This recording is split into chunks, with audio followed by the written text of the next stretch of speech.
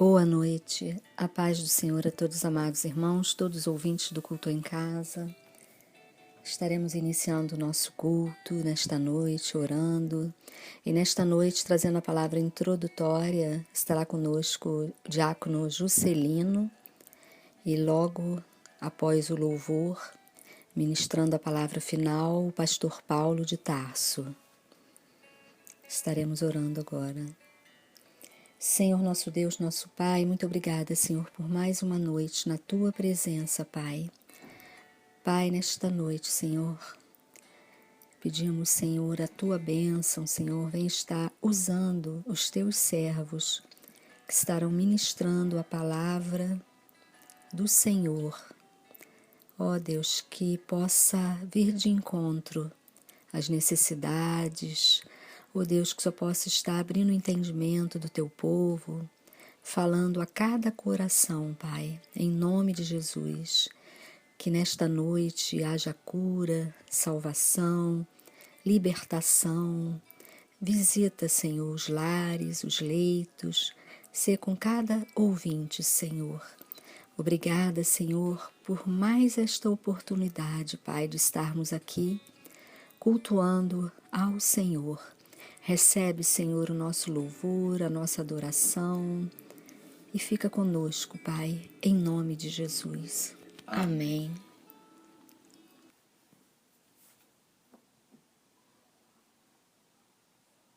Por toda a minha vida, ó Senhor, te louvarei.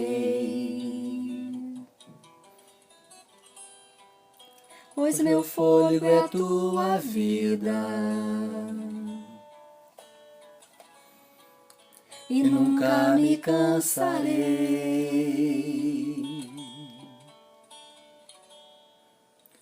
Posso ouvir a tua voz, é mais doce do que o mel, que me tira desta cova e me leva até o céu. Já vi fogo e terremotos, vento forte que passou. Já vivi tantos perigos, mas tua voz me acalmou. Tu dá ordem às estrelas e ao mar os seus limites. Eu me sinto tão seguro no teu colo, ó Altíssimo. Não há ferrolhos, nem portas que se fechem diante da tua voz. Não há doenças, nem culpa que fiquem de pé diante de nós. E a tempestade se acalma na voz daquele que tudo criou, pois tua palavra é pura, escudo para os que nele creem. Aleluia, Jesus. Glória a Deus, Pai. Recebe, Senhor, a nossa adoração nesta noite, o nosso louvor, em nome de Jesus. Obrigada, Senhor. Glória a Deus. Amém. Glória a Deus.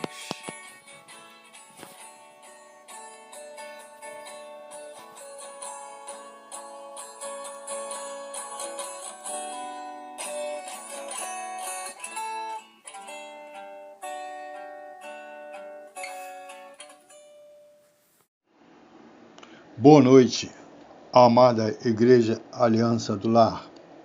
A mensagem que daremos essa noite está no livro de Provérbios, livro tão importante para a condução da caminhada das nossas vidas. O livro é um exemplo da tradição sapiensal bíblica e levanta questões sobre valores, comportamento moral, o significado da vida humana e uma conduta direta. O tema recorrente é que o temor a Deus, a submissão à vontade de Deus, é o princípio da sabedoria. O livro de Provérbios serve para que podemos entender a sabedoria e o caminho da vida de uma forma clara e mais objetiva. Ensina-nos a caminhar com menos erros, de uma forma mais leve e mais prática. Provérbios e ditados são frases curtas que têm a função social de aconselhar e advertir, ao mesmo tempo que transmitem ensinamento. Alguns deles possuem rimas, recursos que facilitam a memorização. O livro é composto de 31 capítulos, escrito por Salomão. E Provérbio 30 e 31, Deus usa Agur para trazer grandes lições para cada um de nós. Mensagens que marcam uma humildade que percorre todo o texto do Provérbios capítulo 30. Destaco alguns versos, como o verso 5, que diz: toda palavra de Deus é pura, ele é escudo para os que nele confiam.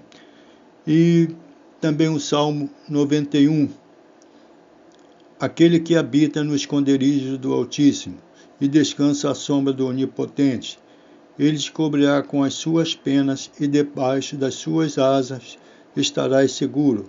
A sua verdade é escudo e broquel.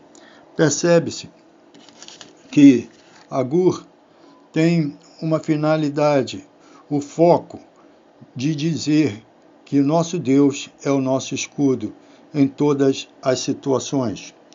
Também vejamos que a Bíblia é a palavra de Deus, também se apresenta como escudo, como espada e escudo. A espada porque pode derrotar Satanás e seus anjos, e escudo porque nos protege de seus ataques, que são as tentações. Por isso, se você quiser vencer as tentações, se queres permanecer de pé quando fores tentado, leia a Bíblia, que é o livro de segurança total para o nosso entendimento aqui nessa terra.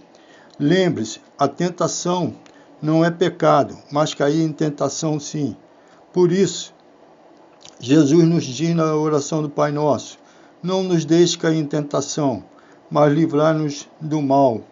E Agur menciona: Deus é o nosso escudo para que nos dê vitória sobre as tentações. Outro verso que chama a atenção no capítulo 30 é o verso 6, porque lembra-se de Apocalipse 22. O verso 6 não acrescenta nada às suas palavras, para que ele não o repreenda e você seja achado como mentiroso. Claro que aqui refere-se às palavras que as pessoas proferem. Seja você falar uma palavra, que a tua palavra seja sim, sim e não, não. Que você seja íntegro. E o que se fala aqui, também lembramos em Apocalipse 22, porque há uma repreensão nos versículos 18 e 19, para aqueles que acrescentam coisas às palavras de Deus, para aqueles que tiram coisas da palavra de Deus, aqueles que ocultam, não ensinam, não praticam ensinamentos da palavra de Deus. Agur nos ensina para que sejamos íntegros, honestos, verdadeiros e corajosos, para assumir o que falamos e para praticar o que aprendemos. Na Bíblia Sagrada, vemos também neste capítulo uma oração no versículo 7, que diz: Duas coisas te peço, ó Deus, não recuse o meu pedido antes que eu morra. Afasta de mim a falsidade e a mentira. Não me deis nem a pobreza, nem a riqueza. Dá-me o pão que me é necessário. Para nunca acontecer, estando eu farto, te negue e diga quem é o Senhor, ou que empobrecido venha furtar e profane o nome de Deus. O que estes versos nos falam é do equilíbrio. Não há mal nenhum querer alcançar outros degraus nas suas caminhadas profissional, mas o que ele fala é do equilíbrio. Pobres e ricos devem somente depender de Deus e não de si próprio. A autossuficiência deve ser banida. Sem Deus, não somos nada. É isso que esses versos falam. Agur tira muitas lições da natureza, como no Salmo 19. Há várias lições, e em Atos, capítulo 20 e 35, vemos que em tudo tenho mostrado a vocês que trabalham assim. É preciso socorrer os necessitados e lembrar das palavras do próprio Senhor Jesus, que diz: mais bem-aventurado é aquele que dá do que receber. Então, é bênção de Deus dar quando somos abençoados, mas é tentação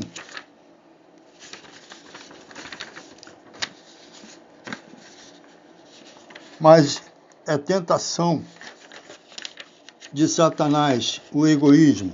Então, e como sanguessuga, que vemos no verso 15, Agur tem duas filhas, dá e dá. Muitos só pensam em ter para eles, e acabam passando por cima das pessoas para ter mais. Alguns se tornam corruptos para ter mais. Alguns mentem para ter mais. Mas a mentira leva à ruína e a desonestidade também. Agora quem é honesto e doam serão abençoados. No versículo 18, ele cita: há três coisas que são maravilhosas para mim. Na verdade, há quatro que eu não entendo. O caminho da águia no céu, o caminho da cobra na rocha, o caminho do navio no mar e o caminho do homem como a moça. Nada marca o que as pessoas fazem. Tal é o caminho da mulher adúltera, come e limpa a boca, e depois diz: não fiz nada de errado. Aqueles que fazem isso sofrerão as consequências. No versículo 24, terminamos a quatro coisas bem pequenas na terra, mas que são mais sábias do que os próprios sábios. As formigas, que é um povo sem força, que no verão prepara a sua comida. Os arganazes, comparado aos coelhos, é um povo não poderoso e que fazem suas coisas na rocha. E os gafanhotos, que não têm rei, mas que marcam e marcham em bandos. A lagartixa, o geco, que se apanha com as mãos e que se encontram até nos palácios dos reis. Grandes coisas que aprendemos em Provérbios 30 e que possamos praticá-las diariamente. Que Deus vos abençoe, nos dê paz e nos dê alegria e condição para continuarmos vencendo na caminhada e sempre no foco, olhando para o nosso Deus Jesus Cristo. Boa noite, amados irmãos desse culto em casa. Para mim é um grande prazer poder compartilhar dessa palavra aos queridos. A palavra que o Senhor me deu nesse dia está lá em Gênesis, capítulo 16, cujo subtítulo é Agar é dada por mulher a Abrão. Versículo 1.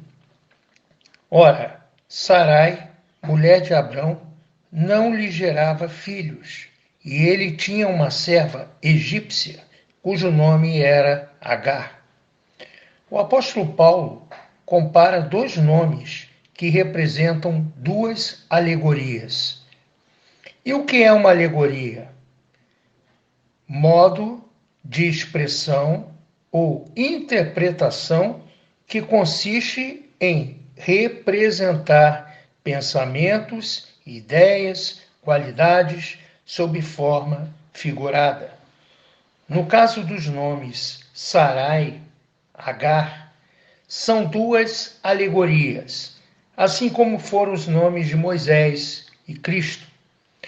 Quando narramos momentos ligados a circunstâncias com esses nomes e sua representação com os fatos narrados.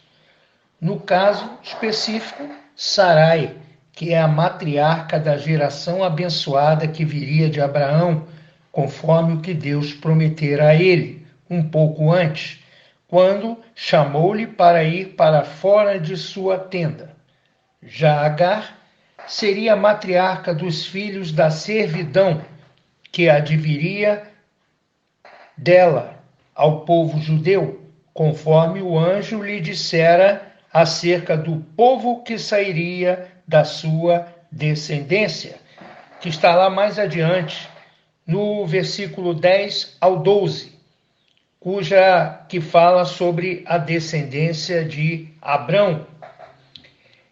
No verso 2, e disse Sarai a Abrão, eis que o Senhor me tem impedido de gerar. Entra, pois, a minha serva. Porventura terei filhos dela. E ouviu Abrão a voz de Sarai. Verso 3. Assim tomou Sarai, mulher de Abrão, a Agar, egípcia, sua serva, e deu-a por mulher a Abrão, seu marido. E ao fim de 10 anos, quando Abrão habitara na terra de Canaã. Verso 4. E ele entrou a Agar, e ela concebeu. E vendo ela que concebera, foi desprezada por sua senhora aos seus olhos. Verso 5. Então disse Sarai a Abrão, meu agravo seja sobre ti, minha serva pus eu em teu regaço. Vendo ela agora que concebeu, sou menosprezada aos seus olhos. O Senhor julgue entre mim e ti. Verso 6. E disse Abrão a Sarai, eis que tua serva está na tua mão, faze-lhe o que é bom aos teus olhos. E afligiu a Sarai, e ela fugiu de sua face. Amados irmãos, sabemos o que se sucedera com Agar, quando esta fora para o deserto, a fim de ficar longe de sua senhora. Vamos nos ater aos versículos lidos. Primeiro, o Senhor já anunciara a Abrão acerca de sua descendência, e Abrão creu, e todos do seu acampamento creram, e a fé de todos havia sido edificada, pois conheciam quem era Abrão. Segundo, o tempo passou e nada de Sarai engravidar, o que despertara nela a ideia de usar sua serva, a fim de lhe gerar descendência. Terceiro, havendo Agar se deitado com Abrão, por insistência da sua senhora, eis que essa, ao engravidar, começou a se sentir a segunda esposa de Abrão, a concorrente com Sarai. Quarto, a tensão aumenta entre as duas e dentro do acampamento, pois ela passou a ser desprezada por todos. Quinto, por último, ela então resolve fugir de diante da face de sua senhora para o deserto para morrer. Sexto, um anjo aparece e lhe faz revelações. Essa parte eu abordarei com os irmãos mais adiante. O sétimo, nasce o primeiro filho de Abrão com sua serva. Também abordarei esta parte na próxima palavra que eu der aos irmãos. Amados irmãos, com isso tudo nós aprendamos uma coisa: que tenhamos a nossa fé firmada nas promessas do Pai, porque mesmo que tardias, irão se cumprir em nossa vida. Sarai não soube esperar em Deus, pois achou uma maneira de dar um jeitinho. Com isso, o diabo alimentou o ciúme dela em relação à sua serva, pois o combinado fora descombinado. Vieram as brigas do casal, as brigas entre as duas, devido ao comportamento de Agar, que se achava no direito de não ser mais tratada como serva. A situação ficara tão desesperadora para ela que preferiu fugir para o deserto para morrer. E Deus, vendo a situação que se formara e uma tragédia já anunciada, interveio, mandando seu anjo para anunciar as boas novas para Agar. Esta é a lição que aprendemos hoje. Saiba, meu querido irmão, que a misericórdia do Senhor sobre você, ela é infinita. Vou repetir. A misericórdia do Senhor sobre você é infinita. Que mesmo que você resolva não esperar mais pelas suas promessas e queira fazer as coisas e dar novo rumo do seu jeito, Deus é capaz de alterar tudo. Lembre-se, Deus é capaz de alterar tudo, como se altera um curso de um rio, para lhe garantir duas coisas: vitória e lhe mostrar que é Ele quem governa. Eu deixo essas palavras no nome santo e precioso de Jesus. Amém. Senhor, nós te louvamos e te bendizemos nesta noite, meu Pai. Queremos, ó Deus, te agradecer, Pai, pela ministração da tua palavra, Senhor.